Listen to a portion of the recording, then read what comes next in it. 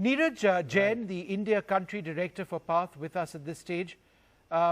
Thanks very much for being with us this evening. Now, everyone is waiting for the vaccine to come to save us, in a sense, return us to some sense of normalcy. Now, there are 5 vaccine candidates which are being tested in India, but even then, many challenges remain in the process of distribution, assuming a few of them are accepted by the regulator. Now, you are working with the government on this, the process of getting the vaccine when it's ready to the people who need it all over the country, not just the metros. Give us a sense of where you're at with that. Thanks a lot. Thank you for inviting me to this important conversation. So, this is a very, very complex issue because firstly, there are 5 which are being considered in India, but we're kind of looking at this as a global issue and really talking to global manufacturers who are in multiple stages of different stages of trials. And from those, we're still not sure what's going to hit us first and which vaccine will come. There was a lot of excitement a few weeks ago about the Pfizer vaccine, but temperature control and how cold chain is going to work is becoming a challenge. So a few challenges I just wanted to identify for the audience here. There's going to be a challenge around production capacity and how that's going to get divided between the different countries. We're not still sure what India will get. Once we know that, we would also have to figure out within India who gets priority and how do we make those priority lists. Already, Luigi talked about the fact that our immunization system is built for providing vaccines to small children and pregnant mothers. So, you're talking about a completely different audience. Not sure how we are going to be able to bring them in. So those conversations are on.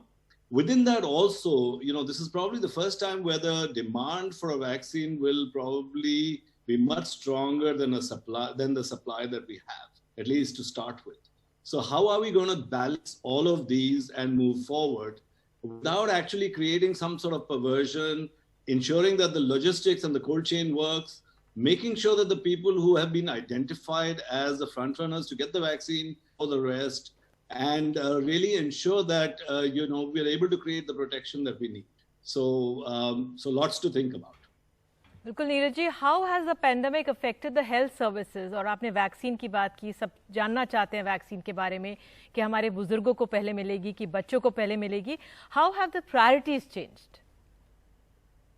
Nidhi ji, priorities have changed quite a lot actually. Unfortunately, when the pandemic hit, the entire health services of the country came to a standstill.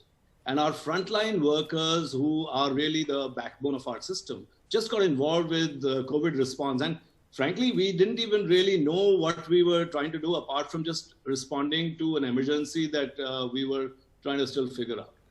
उसमें हुआ ये है कि जो immunization services थी हमारी, they came to a complete standstill. बिल्कुल सब कुछ बंद हो गया. The risk with that is that this is actually something to really think about.